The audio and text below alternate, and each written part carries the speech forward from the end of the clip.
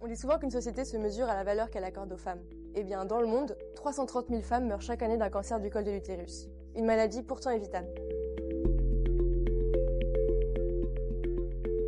Petite explication médicale.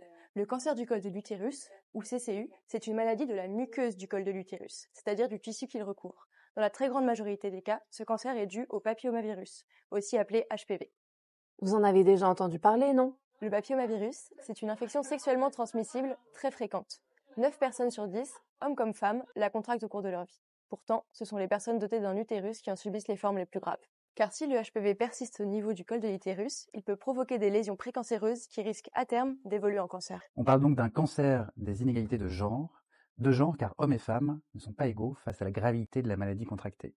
Mais aussi des inégalités, car les conditions sociales, économiques et culturelles des femmes dans le monde ont un impact direct sur leur accès à l'information, au dépistage et aux soins. En effet, 90% des décès liés au CCU ont lieu dans des pays à faible ou moyen revenu. Et même dans un pays avec les ressources suffisantes, ce sont les femmes les plus précaires et éloignées du soin qui meurent de ce cancer, alors que les femmes plus aisées sont, elles, mieux dépistées et donc soignées. Mais le truc, c'est que ce cancer, on pourrait l'éviter. Il suffirait de plus de sensibilisation, de dépistage, de vaccination et aussi d'un meilleur accès aux traitements pour une prise en charge rapide avant que ça ne s'aggrave. Surtout que les traitements, ils existent. Et concrètement, chez Médecins du Monde, on essaie de généraliser la prévention et la prise en charge du cancer du col, avec notamment des programmes au Burkina Faso et en Côte d'Ivoire. L'objectif à atteindre, c'est 90% de vaccination, 70% de dépistage et 90% de traitement. Pour y arriver, nos équipes ont formé plus de 100 professionnels de santé au dépistage et au traitement des lésions précancéreuses, ainsi que sensibiliser femmes et hommes au risque d'infection. On a aussi mis en place une nouvelle approche, l'autoprélèvement, qui permet de rapprocher le soin des personnes les plus éloignées.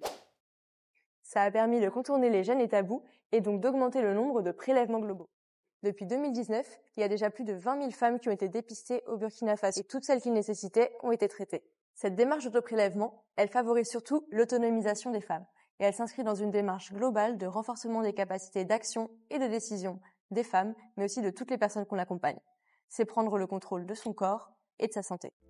Mais ça doit être couplé d'une véritable volonté politique d'agir pour l'éradication du CCU. 2 pays déjà sont en passe d'éradiquer ce cancer, l'Australie et l'Angleterre. Donc c'est possible.